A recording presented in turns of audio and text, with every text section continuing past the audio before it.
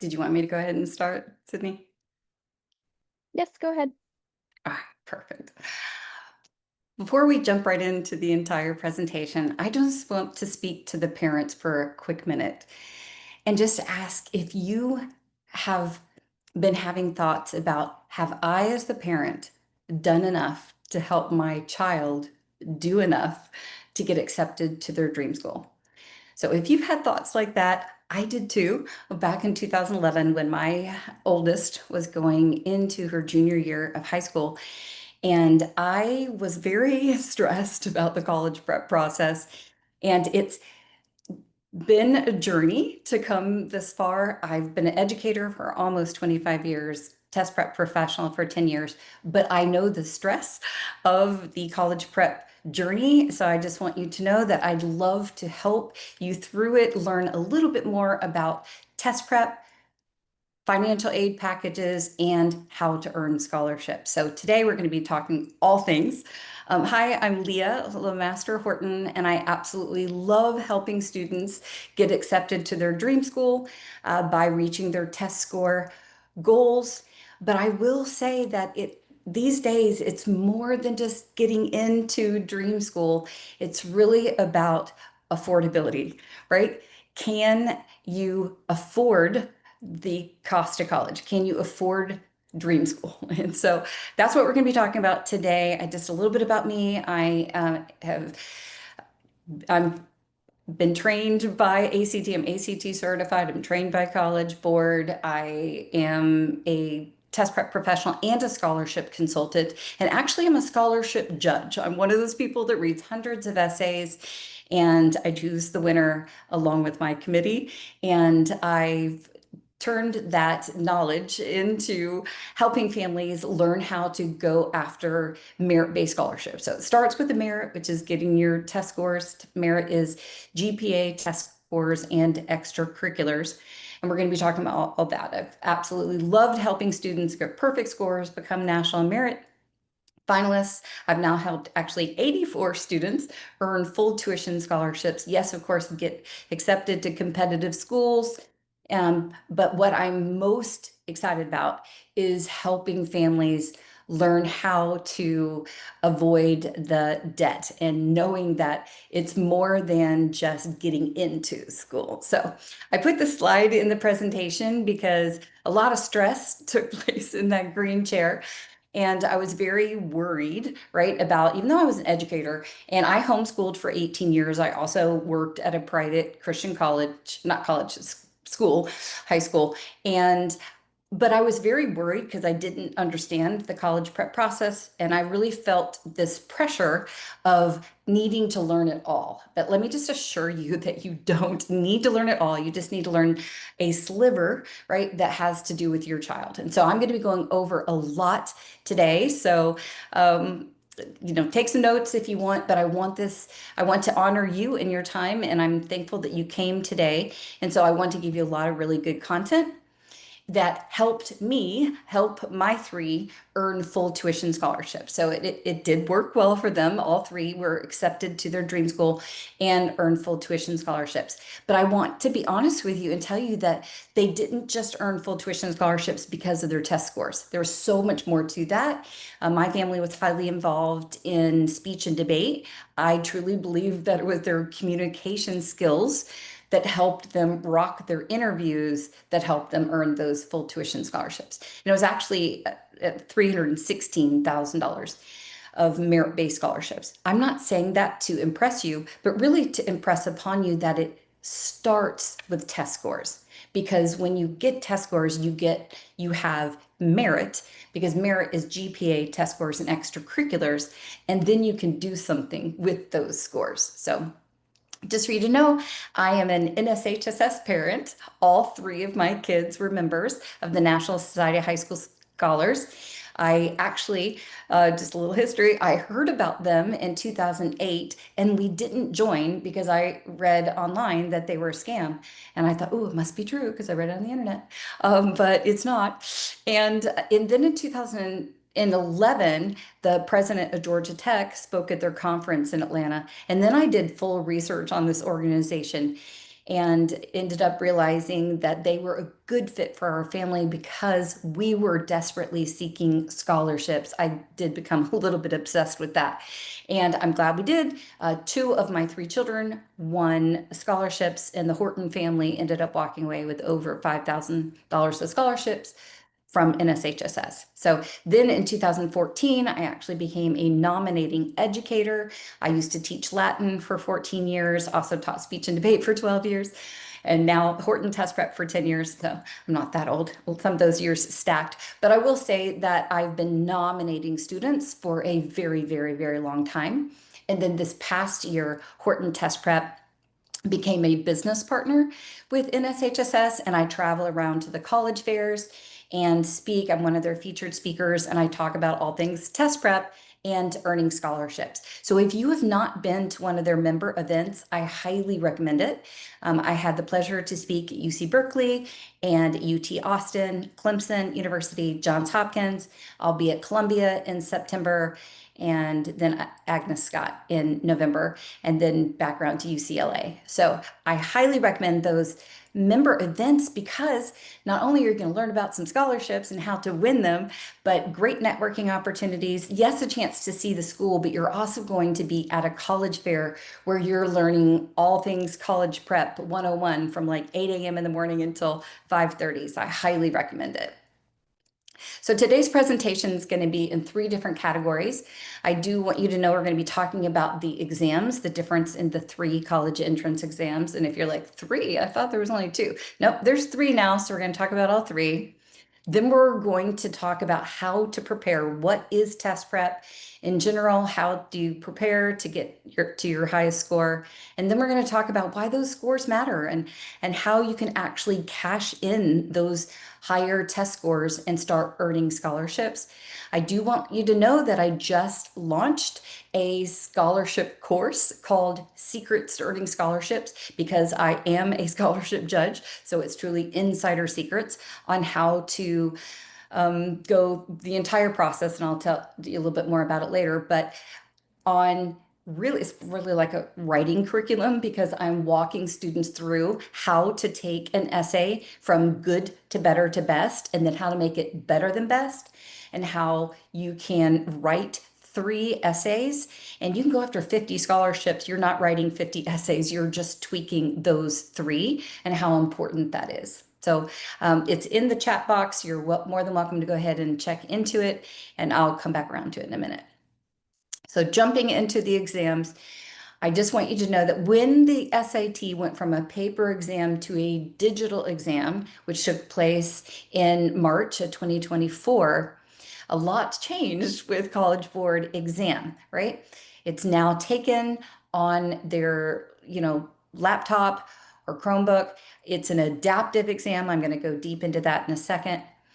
And it's shorter than it used to be. It used to be 3.5 hours, but it's still long, right? 2 hours and 24 minutes. That is still a marathon. And I believe students need to train their brain muscle to be actively engaged in a test for that long of amount of time. So we'll talk about how to train for that.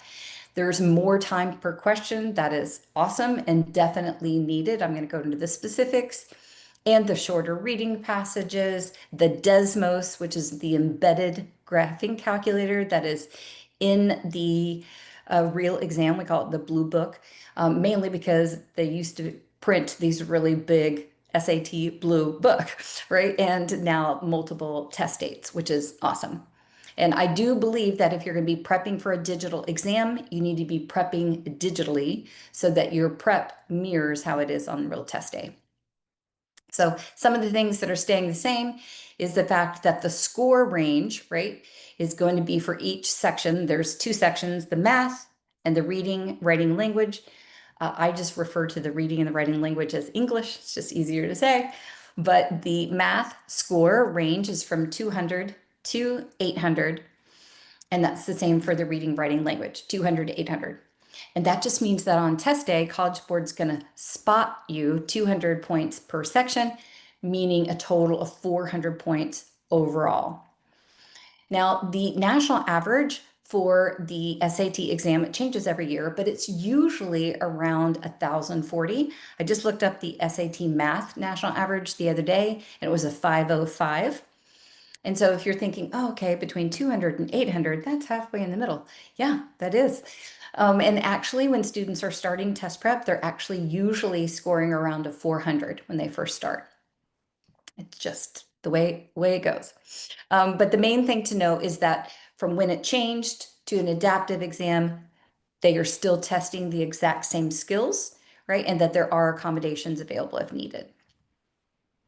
One really cool feature is the fact that you can flag a question and come back to it later. I will say I highly recommend going ahead and choosing an answer choice, then flag it, because sometimes later doesn't happen. Sometimes you run out of time. So I'm going to say go ahead and choose your best guess, but then flag it, right? And then if you have time left over at the end, you can come back to it. But it's a really nice feature for you to be able to look at your test, your practice test and or real exam, and be able to see which one you're on, which ones are unanswered, and which ones you flagged. So it's actually a really nice feature. And we have that in my digital practice test. So I'm going to spend some time here because I want to really be clear on what adaptive exam is and how that matters. The main thing to know with this adaptive exam is the fact that with module 1, all of the students have the exact same questions, but when you're actually taking the exam, right, and the students are sitting next to each other, even though it's all the same questions in that module, question number 2 for Ava may be a different question number 2 for Evan, right? They're just both all the same questions, but they could be in a different order. So keep that in mind. That's a way to prevent cheating. The other thing about the adaptive nature is the fact that College Board's using item response theory now, and that just means that they are prioritizing the harder questions. And so when College Board came to our conference, I go to the National Test Prep Association conference, they didn't tell us exactly how many points that the easy, the moderate, and the hard are going to be receiving because it changes every test anyway. But when it was a paper test, all of the questions were equitable and they were all worth roughly 10 points each. But now College Board is prioritizing the harder questions. So I'm just using this as an example, right? That perhaps the harder questions are more like 15 points, the moderate 10 points, and the easy 5 points. So with that example in mind, you can see that you would have to get 3 of the easy questions correct to equal 1 of the hard questions. Now, it's a lot more complicated than that, actually, but it gives you an idea. The other thing, too, is that because College Board tests the same skills over and over and over again, that if you missed the easy skill and then you missed the moderate skill, but then you got the hard version of that same skill correct, you are not going to get as many points for that hard question as you would have had you gotten the easy, the moderate, and the hard correct. So there's an algorithm that goes with it, but I just wanted to make sure I'm clear on a couple things. When a student is in module 1, depending on how well they do, right, they're either going to advance to module 2 easier, that has more easier and moderate problems, or they're going to advance to module 2 harder, that has more moderate and harder questions in it. And believe it or not, that's what you want, is to get into module 2 harder and get those harder questions correct to end up scoring that much higher. So that's the gist of the adaptive scoring with College Board's exam. Again, it's called item response theory. It's been used for a long time. The GRE, which is an exam that students have to take before going to grad school, has been using that algorithm for scoring for quite some time, and it's supposed to help us get more accurate scores for the students. The thing that's changing is that students are no longer going to know exactly how many incorrect problems they have, and they're also not going to be able to purchase the test questions anymore, because previously when you took the exam and you had bought that service, it was called the QAS service, when you got your scores back, you could actually go look at the exact test question that you missed. That was helpful because you could see, hey, I need to practice that skill of negative exponents or equation of a circle or systems of equations, right? So that's a different thing is that you really need access to digital practice tests that are going to give you those hard questions. So I really think it's important for families to plan ahead and try to have their student reach their highest score by October of their junior year. The reason I say that is I am a scholarship consultant, and I know that there are some amazing scholarships for high school juniors to apply for in December of their junior year, hence needing great scores on the books in the fall of junior year. And so I'll get around to the specific one in just a minute. I want you to know that the industry standard from start to finish for test prep is usually 5 months. So 20 weeks is just the norm for most students from start to finish. Sometimes families want to take it slow and elongate that process and start in the beginning of sophomore year. I truly recommend waiting most of the time. Have I ever worked with students younger than, you know, spring of 10th grade? Absolutely. I've worked with students as young as 8th grade. Did I want to? No, but they wanted to play the long game. Personally, I think 5 months is long enough. And I think at some point in time, it's better for the student to know when they're going to start and when they're going to finish. So if you start either spring semester of 10th grade, or if for some reason they have a very busy spring semester of 10th grade, then hit it hard in the summer between 10th and 11th grade, where then you can still have enough time, right? If you're training twice a week to get fully trained by that October. And the reason I'm saying that is a great deadline is because of the fact that I do normally suggest starting with the SAT exam. You can always jump to the ACT later. It's just that for those rising juniors, when they are when they are prepping for the PSAT, it's the same thing as prepping for the SAT because it's the exact same skills. That's why it's better to start prepping for the SAT and then take both the real SAT and the PSAT in October of their junior year. Hopefully, reach your highest score. If you did well on the PSAT, there's 3 levels of being a National Merit Scholar. So it's finalist, semifinalist, and commended. Finalists potentially can earn a $2,500 scholarship, become National Merit finalists.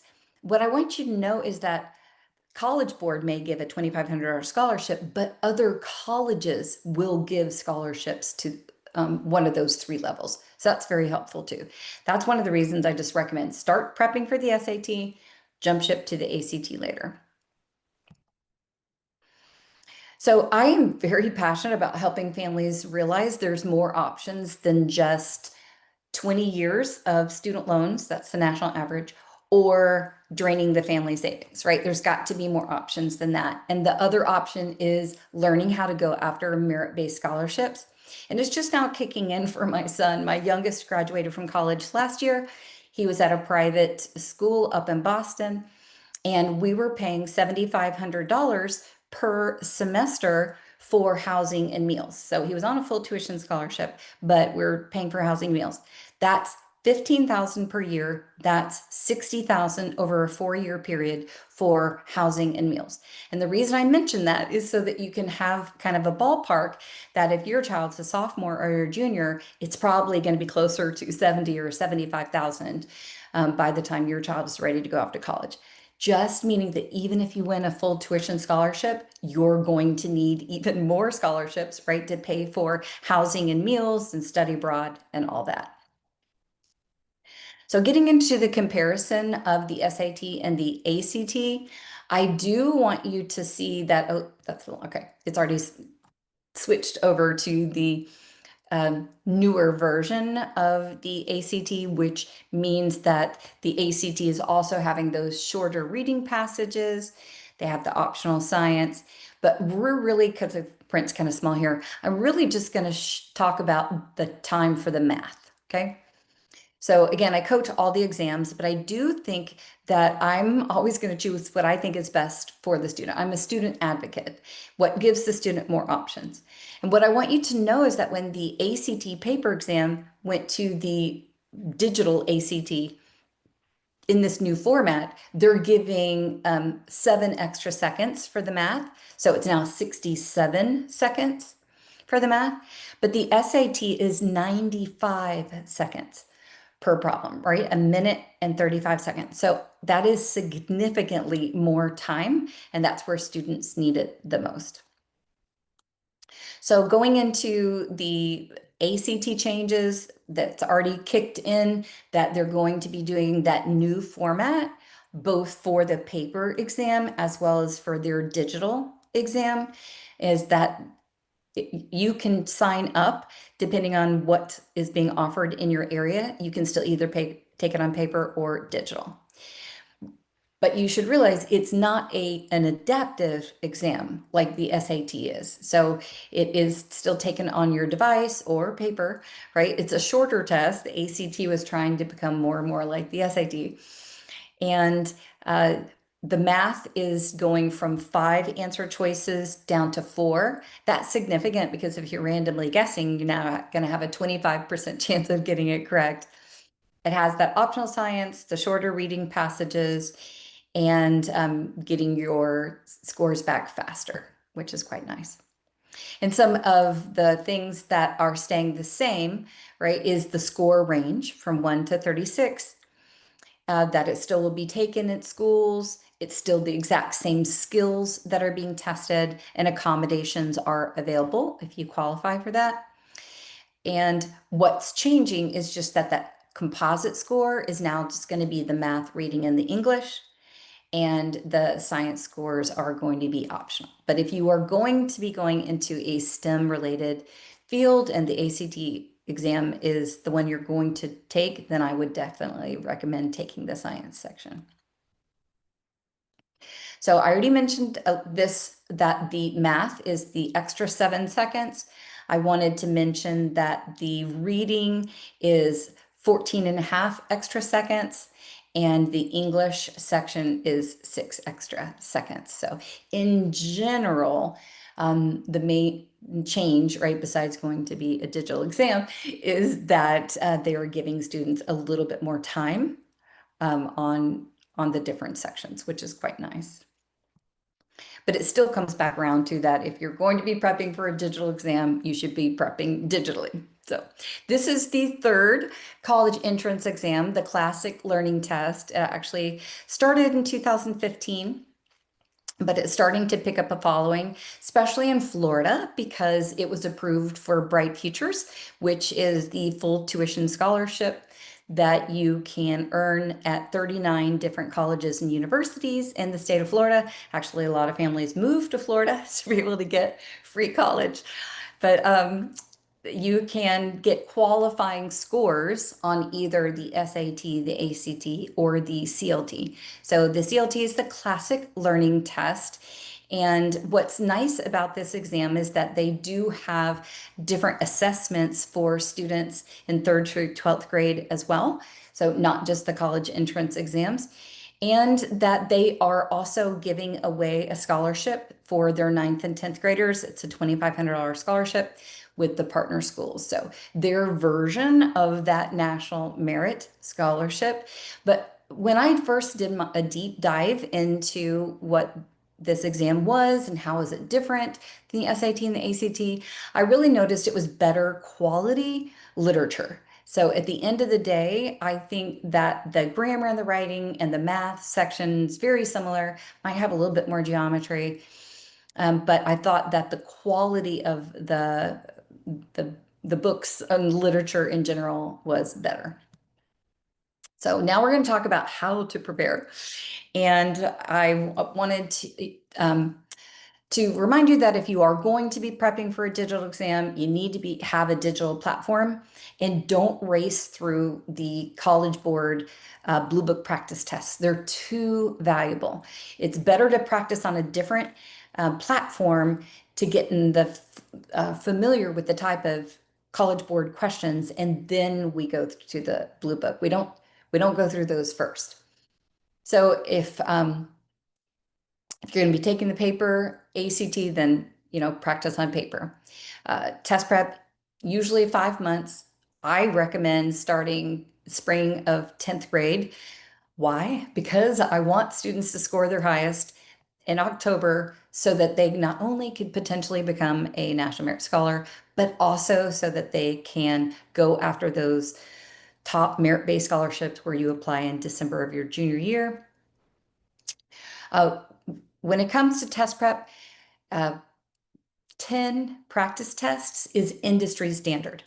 So that takes 20 coaching sessions to get a student prepped through 10 full-length exams because how it works is that if you are taking practice test one math, right, then it takes 2 hours to go through each and every question. And how I'm different than most tutors are going to assign a practice test section in advance. I do that too. And then they're only going to coach the student through the problems they got wrong. That's what 99% of tutors do. That might sound good, but it is extremely flawed. And here's why. It's a multiple choice exam, and students randomly guess all the time. It is so much better for the student if they are overtrained. Overtraining simply means coaching through each and every problem, right? Because a lot of times the student got a problem correct, but they spent 3 or 4 minutes on it. They might have gotten a problem correct, but they sort of know that skill, not really. They'll definitely miss it on the real SAT, right? So it's better to overtrain. Overtraining leads to confidence, peace on test day. At the end of the day, becoming a prepared test taker because they've been coached through the problems and they know what they're expecting. So one other thing I really like a lot is that having targeted problems. Having targeted problems just means pulling the skills that the student misses so that they can go practice those.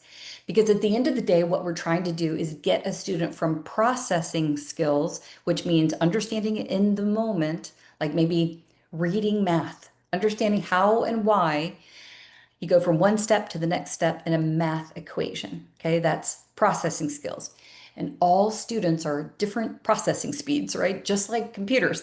They are processing the material differently. And so, but what we want to get to is retention skills, and they're different. And it takes a lot more repetition than you would think to get to retention skills. So, retention is 1 week later, can we remember that skill and apply it on a brand new problem that's testing that exact same concept? So, as I mentioned before, what most tutors do versus a premier coach like me is that I coach through each and every problem. Also, the class is 2 hours long purposely. Most tutors, their tutoring time is 45 minutes to an hour. But when the tutoring time is 2 hours, part of the training is learning how to get mentally tired and work through the burn. College Board mentioned that they have a problem with students quitting a problem. They call it tapping out, like in wrestling when you quit a wrestling match, right? You tap out. Well, what they were saying is that students get mentally tired and towards the end of the exam, right, they're in module too hard, they get to a problem and they care, but they really don't care in that one moment in time. And they just were like, yeah, I'm done. And they just choose C. So the problem with that, now that they're using this item response theory, is the fact that College Board knows how much time a student is spending on each problem. So we don't want to just get to a problem and go, oh, that looks hard, and just guess, right? Because we need to make sure we give ourselves time to actually truly try the problem, because they're not going to be rewarding a student who is only on that problem for 1 second and they get the correct answer. So we need to make sure that we are a prepared test taker, and then that's very important. So I do have a lot of parents call me and say, hey, my child's a straight A student. They have a 4.5, but yet they're scoring national average on these tests. Why is that happening? Parents call me all the time and ask that question, and I didn't used to know the answer 10 years ago, but I know now. There's a big difference on how a student is scoring on a college entrance exam versus their grades in an academic class. So let's just use Algebra 2 as an example. If a student is in Algebra 2 class, they've been on Chapter 9 for 3 weeks. When it comes time for the Chapter 9 test and the student does their brain dump, they are more likely to score higher on that exam because those are recent concepts, right? If they read the chapter, paid attention in class, right? Then all those are recent concepts versus a college entrance exam that is truly kindergarten through 12th grade skills. And that's why it's so much harder. Also, sometimes the questions are worded a little confusing, right? A little wordy. And the hardest part a lot of times is the setup, not necessarily doing the math as much as figuring out how to set up the problem. So I use a digital platform. It's called High Scores. I absolutely love it. I love being able to have digital practice tests where the student gets a raw score on each and every question. If I pull targeted problems for one student, it's going to be different than if I pulled targeted problems for another student. So after class, they can ask for me to pull targeted problems for them. So I teach in a small group class, but the follow-up is one-on-one. So the follow-up would be if a student realizes, oh, I need to go back over those problems. That's a little confusing for me, or maybe I accidentally went too fast on problem 15. And the student's like, yeah, I still don't understand problem 20, 21, 22, 23, 24, 25, right? That's when we would jump into a Zoom room one-on-one and go back over the challenging problems. So I work nationwide. So I teach nationwide because I teach via Zoom. And a premier coach is just somebody who has a proven track record of helping students raise their scores significantly. So if you are considering working with me, feel free to check out the Google reviews for Horton Test Prep. So now we're going to talk in about why those scores matter, right? We've talked about what test prep is, the different exams, but those scores are back, the tests are back, whether we wanted them to be back or not, they are definitely back. I really liked this quote by the Dean of Admissions at Yale. It says, it turns out actually that the SAT or the ACT is the single best predictor of a student's academic performance at Yale. It really just shows that the student is ready for the rigor of college. College is challenging. It is significantly harder than high school. And I think that what they're saying is that they are now able to use those scores to see if the student is ready. And so we're going to get into how it affects financial aid packages. According to the US Department of Education, the national average for financial aid packages for a student that's going to be attending a four-year school, four-year college, is $15,000 per year. It's very important to just have that grid in your mind going, oh, that's the national average. Okay. So when you receive your financial aid package and you get an $18,000 financial aid package, you'll know, oh, this is 3,000 more per year than the national average. Or if you get a financial aid package and it's 12,000 per year, you'll know, oh, this is 3,000 less than the national average. So it's just a good grid to keep in mind. And I love this question. When can one question on the ACT or SAT be worth $36,000? So what we're seeing here is that, some state schools actually publicize that, hey, your financial aid package is tied to your test scores. Other schools just do it and they don't tell you that they're doing it. My husband was the director of marketing at a small private college, and I know a lot about college admission. So I'm just using this school as an example because they're very open about it. Let's go look at the Foundation in Excellence. That's a $15,000 financial aid package. And as we can see, that's the national average, right? 15,000. But if the SAT score goes from a 1350 to a 1360, so it's 10 additional points, which is roughly, right, one additional question correct, that their financial aid package goes up $9,000 per year, right? 9 times 4 is 36. So one additional question correct on the SAT affects $36,000 worth of financial aid. That's pretty cool. So, and then some schools are saying that they're test optional, but what I want you to know is that sometimes that's just really not true. They might say they're test optional for it being admitted, but this is an example of a school, Covenant College. They're a small private Christian school, Lookout Mountain, Georgia, where they actually are test optional for admittance. But if you're going to go to a private school that's roughly $45,000 to $50,000 per year, you definitely want to be able to be in the running for the highest financial aid packages, or if they give away any full tuition scholarships, which this small school does. They give away 12 full tuition scholarships per year. That's a lot for a small school. And so you do have to have that SAT of a 1320, right? ACT of a 28 or a CLT of a 90 just to be invited to scholarship weekend. And if you're invited to scholarship weekend, then you would be able to interview for their full tuition scholarships. So you are also welcome to check that link that's in the chat that gives more information about the Secret Starting Scholarships course that I'm giving a special on during this webinar. So you don't have to be a member of NSHSS to take advantage of that discounted price. And the first page gives information on the course, and then the second page gives information about test prep. So this is another example, right? Still covenant, but it's another example of how your financial aid packages could be tied to your GPA and test scores. This school is just announcing it, right? It's a private school. And we see that their financial aid packages are the 20, the 18, and the 16.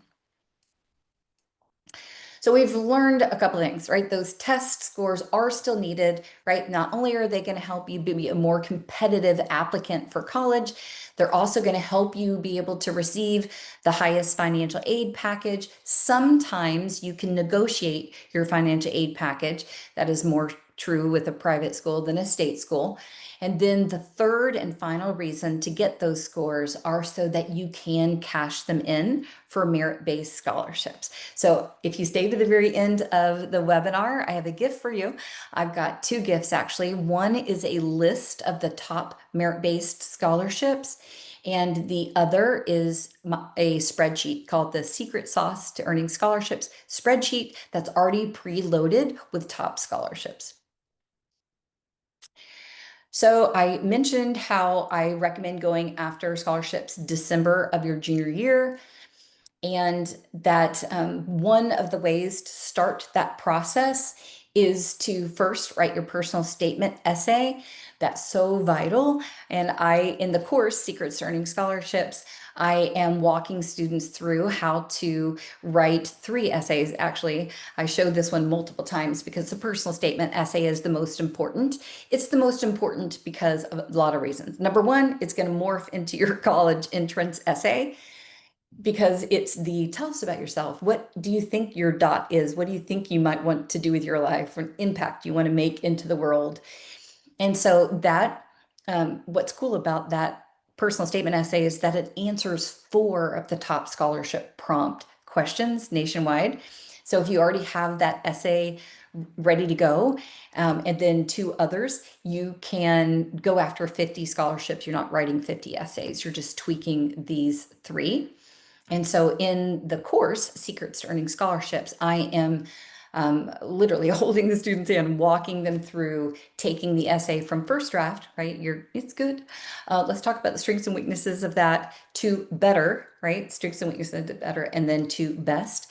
But then how to make it better than best, right? When I'm reading essays, I'm actually specifically looking for something that is going to make that essay pop and be memorable.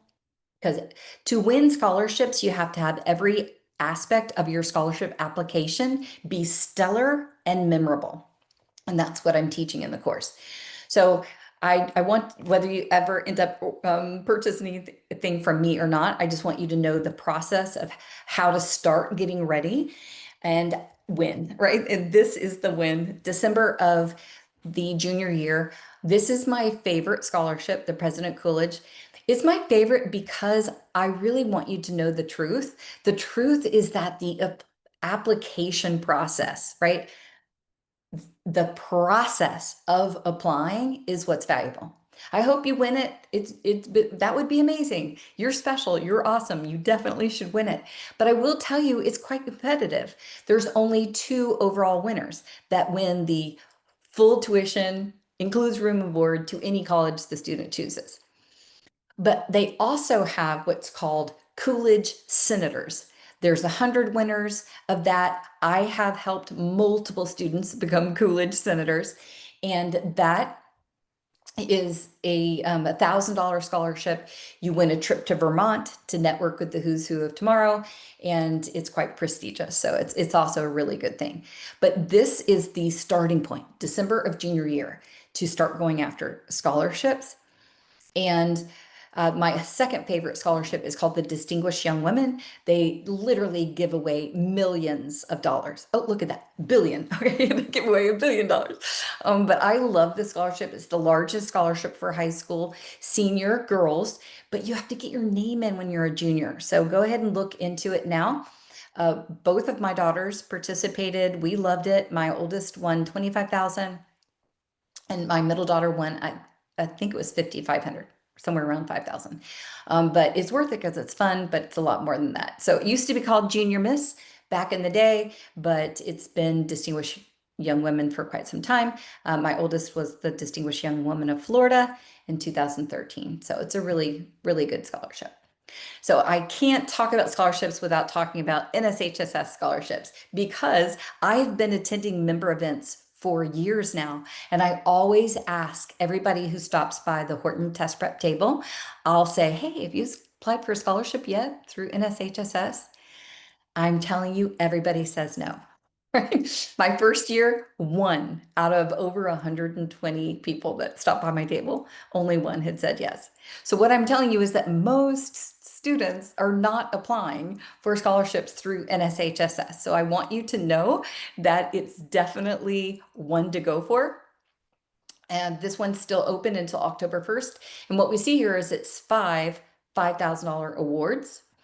And it's showing that the question is the prompt response of 500 to 800 words, which most of the essays for scholarships are about that, is saying, have you already making an impact in the society? How do you hope to expand that impact in the future? Share your vision for creating change and how your college plans will help you achieve your goals. What I want you to see here is that your personal statement essay that you've perfected because you took it from good to better to best and then better than best so that it would be memorable, that answers this prompt. And so I want you to know that there are some amazing scholarships. You can just go Google NSHSS scholarships and click on that link. You're going to see a graduate at the top, and there's kind of a bunch of junk at the top. Just keep thumbing up, and then there's all the open scholarships. So you'll see, oh, this is all the open scholarships. I just grabbed a few to be able to show you tonight. But I want you to know there's a ton on there. And if you are a member of NSHSS, I highly recommend going after those scholarships. It's one of the reasons we joined, and I'm so glad we did. So here's another one. The application will be closing October 8th. Looks like they're giving away two $1,500 awards. This is an AI innovation scholarship. So there's just a lot of really great ones in there. So I highly recommend looking into it. So I do want to go over a couple of things. So whether you end up purchasing the Secrets to Earning Scholarships digital course, the cost for that course is $597. So, but it's $100 off tonight at the webinar. So whether you're a member of NSHSS or not. So in essence, roughly $500. That's the cost of winning one small scholarship. As you can see here, we just went over a few that were 1,500 and much more. But a $500 scholarship, that's a small scholarship. What I hope you would learn is how to win, right? Because I can give you 1,000 scholarships. That's not really helpful yet, right? It does become a numbers game later, but you have to learn how to win first. And how to win is learning how specifically to make everything in your scholarship application be stellar and memorable. So I'm gonna go over a couple things right now. Usually when I'm guiding a student, the first thing I'm going to have them do is write their personal statement essay. Okay. They're going to take their personal statement essay and their student resume, which by the way is the same thing as an academic resume, right? That's just your high school resume. And then you're going to give that to the person who's going to write your letter of recommendation. Why? Because they're going to buy into your passion and they're going to write you stronger letters. What happened for us is that when we were asking for letters of recommendation for my rising junior to start going after scholarships, we only asked two people and we got it back. It was good. All letters of recommendation are good, but it was very generic, kind of describing any student ever. So we opened up the funnel, asked for more character references and academic references. So we asked for 3 character references, 3 academic references, and then we narrowed it down and chose the best, the one that's very specific, the over the top, the stellar letter. And so I do want you to know that if you are a rising senior and you are going to be applying to college using the Common App, I do recommend giving up your FERPA rights to read the letter. Why? Because when you're applying for college, you need every single edge, right? I'm talking that as far as seeing the letter, I understand that some high schools have blind letter policies. I understand why they do. It's really because one teacher gets a reputation for being a great letter writer, and then 300 students ask her to write letter of recommendation, right? So I understand why there's a policy. I'm just saying that sometimes if you're going after scholarships as a junior, right, and you're going to be going for a full tuition scholarship like the President Coolidge scholarship, it is to your benefit to know what's being said about you, and that way you can choose the strongest letter, right? So there's a nuance to that, but I just wanted to make sure that I mentioned about using the Common App. So passion projects, I'm a big fan of passion projects. Passion projects help the student confirm or deny their major. I've seen so many through the years, but I will just give an example of a passion project that I saw done. And this was a student who was considering finance as their major. They decided to host a teenage investment workshop camp. They invited a financial planner to come in and teach a 3-day camp. It was just in the afternoons. It ended up being a win-win. Number one, the student was like, "Ooh, I really want to learn this. I want to know about investing in the stock market." Number two, the financial planner met the parents, got new clients. But at the end of the day, 20 teenagers signed up to learn about investing in the stock market. That was awesome. But even if this student would have realized, "Oh, I hate finance. I do not want to go into finance," it would have been a win-win either way. The thing about a passion project is it gives you an opportunity to put on a project, hopefully community impact, right? That's going to help you affirm or deny your major. So I'm a huge fan of passion projects. Collegiate research in high school, I'm actually about to be partnering with a collegiate research, another partner with NSHSS. So I'm going to be having more and more information about that soon. But I am a big fan, especially if you're going to be going to the more competitive schools.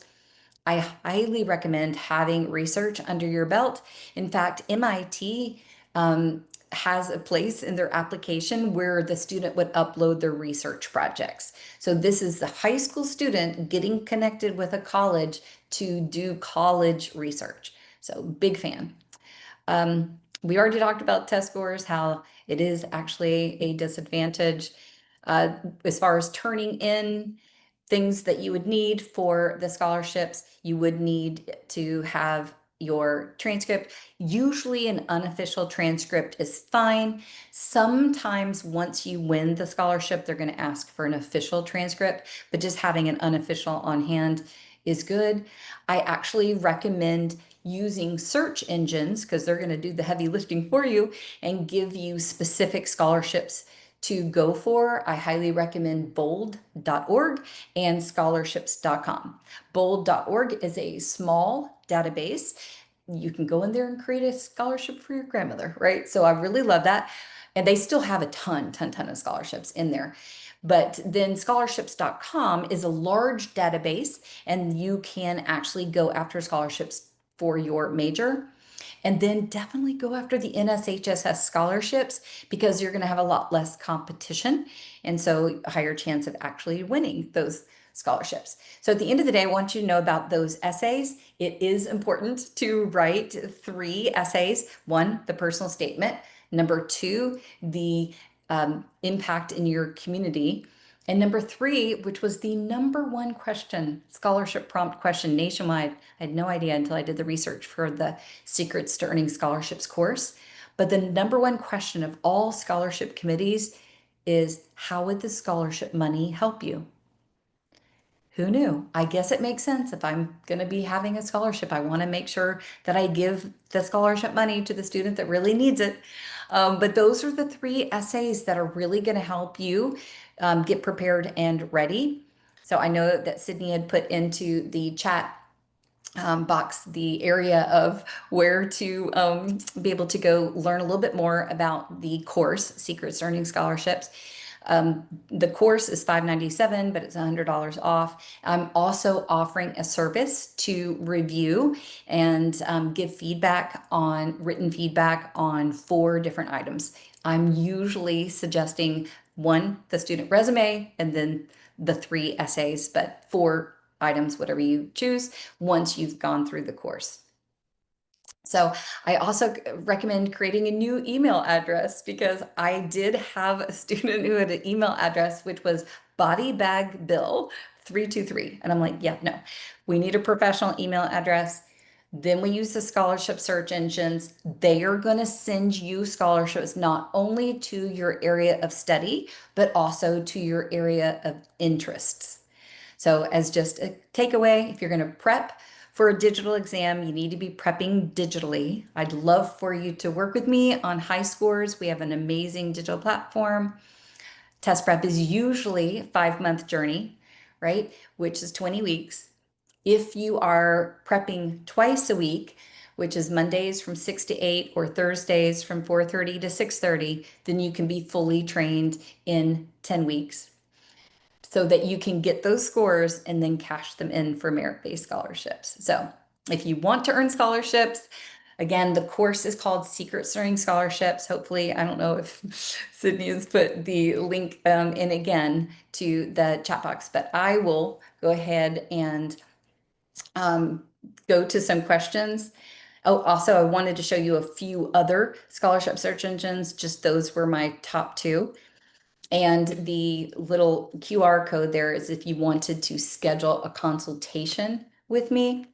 But I do like all of those. I just know more about bold.org and scholarships.com. Those are my top 2 favorite. But Going Merry is also quite nice as well. So those actually offer a lot of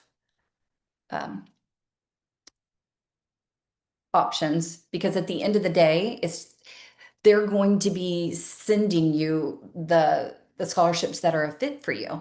And if you're like, I'm not getting enough scholarships, then go add a third search engine, right? There's a lot more to it than that, but just for the case of this webinar, that's a lot. And the main point is that you can go after a lot of scholarships. So I'm going to go ahead and stop the screen share so that I can go read some of the questions that are in there in the Q&A. Wait, let's see.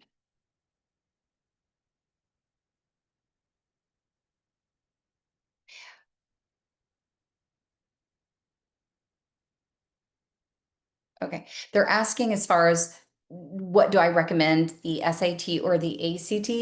I just feel like it's more about the timing. I would start with the SAT, right? Because of the fact that when you're going to be taking the PSAT October of your junior year, when you're prepping for one, you're prepping for the other because it's the exact same skills. Then take just knowing in advance for the student, hey, October of your junior year is going to be a test heavy month, is what's helpful for the student. When they know in advance, they're fine with it. It's when it's thrown on them at the last minute, they're not fine with it. And so I think what I would recommend is try to get your scores. And the reason I suggest taking that real SAT the first Saturday in October and the PSAT in the middle of the month is because if by chance you score high on the PSAT, you do have to have confirmation scores to make sure that it wasn't a fluke. So that's why it's beneficial just to go ahead and take the SAT and the PSAT. And then if you are still wanting to jump ship and go to the ACT, that's fine.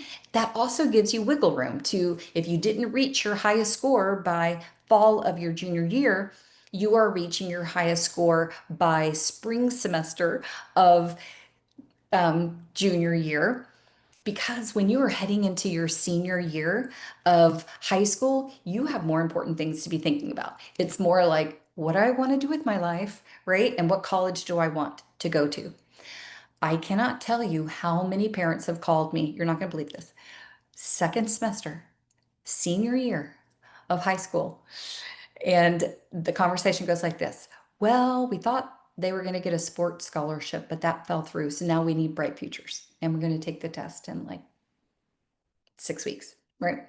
So can you cram and take it? Yes, you can, but that's not what I recommend. I actually recommend that reaching your highest score fall of junior year so that you can give yourself time to prep, knowing that it's normally a, 20-week journey, 10 weeks if you're training twice a week.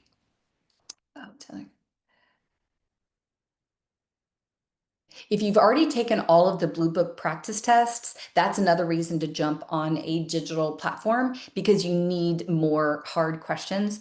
What I really like about high scores, not only do we have the full length tests, but we have the sections. So for my tutoring time class, not everybody has a full 2.5 hours to do a full length test every time. So I'll assign practice test one math, right? That gives the student has 70 minutes to complete that math section before coming to class. Then I coach through each and every problem. And then the next class, practice test one, English. They get 64 minutes to practice for that in advance and then come to class and I coach through each and every problem. And then when they're trying to do their reattempted problems for math, that's when students are like, oh, I need to meet with Mrs. Horton and go over that because I don't remember how to do it.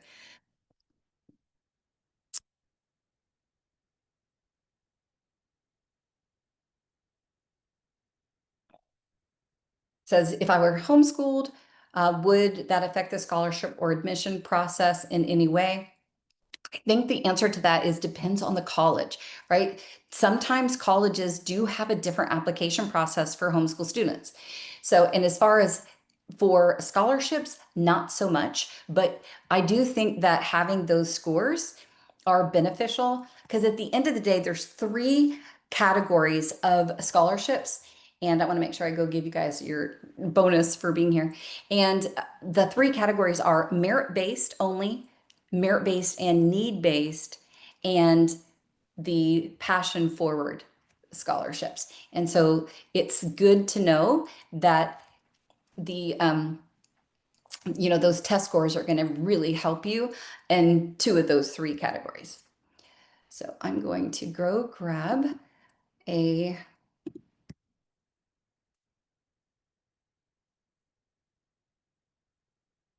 all right, this link is for the top merit-based scholarships list. The reason I wanted to give you that list of just some of the top merit-based scholarships is because through the years, I have found out most families don't go after scholarships. They just take the financial aid package from the college and then uh, they the college calls it a scholarship and then they are stuck with the 20 years of paying off student loans.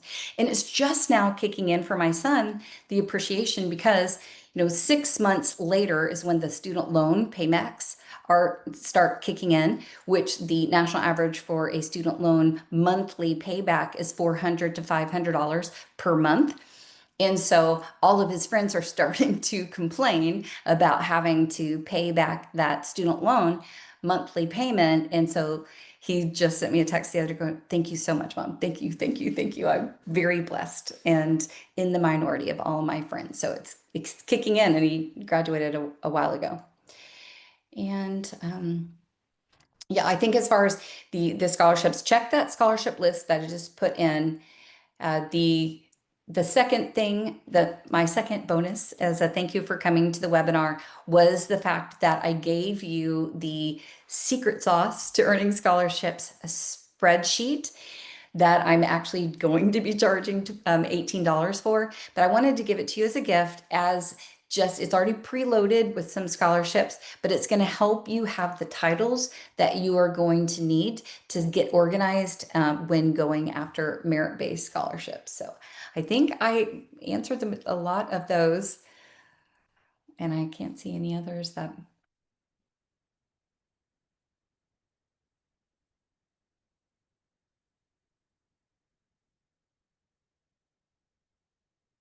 Let me check right here.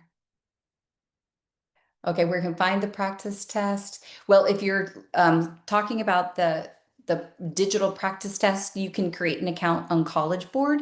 That is free. That's where you would sign up to take the SAT exam. And there they have the Blue Book practice tests.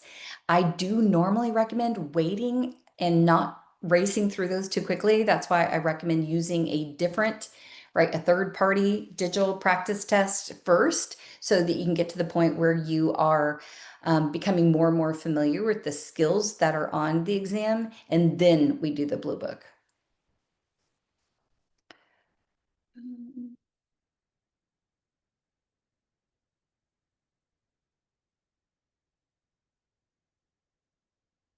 That was a sweet note. Thank you. As far as should you take both the SAT and the ACT, that's up to you. If you are happy with the scores that you got on the SAT, then you can just be done. If you're thinking, oh, I think I might want to shoot for a higher score on the other exam, that's fine. It's just usually better to start that spring semester, junior year. When you take the PSAT or freshman and sophomore year, that's totally fine. That's just for practice, though. It's the only time that it counts towards becoming a National Merit Scholar is your junior year. And it's very hard to get a seat if you're a homeschooler. So go ahead and start looking for, make sure you have a seat.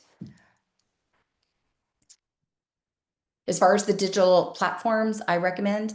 I have a full self-prep program on high scores. That's $500. It has over 30 hours of content in it, and it's only $500. You get access for a year. Not only does it have the full length practice tests as well as the section practice tests for the ACT and SAT, but we also have over 30 hours of courses where you could, binge watch SAT geometry, get through it in about 6 hours instead of binge watching Netflix. So I'm a huge fan of high scores. And on the link that I know that Sydney had put in there on page 2. So the first page was information about purchasing the Secrets to Earning Scholarships digital course or the feedback from me. But at the very bottom, if you clicked, no, thank you, I don't need scholarships. Then the second page was test prep options.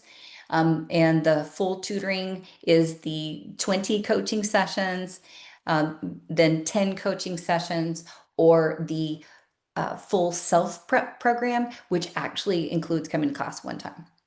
So I am a huge fan of the high scores. And the main thing that made me choose that particular platform was this because of the targeted problems. And it was so good that when I had just finished teaching practice test 1 math and I just coached through all those skills, if Evan asked me to pull targeted problems for him and Ava asked for targeted problems, right? It's going to pull the skills that Evan missed and create targeted problems on those concepts, right? And that's just so rock solid.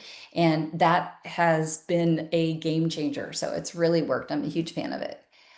Where's the link? Okay. I put the link for the merit-based scholarships in the chat box. You're also welcome to reach out to me. info@hortontestprep.com if you can't end up finding it.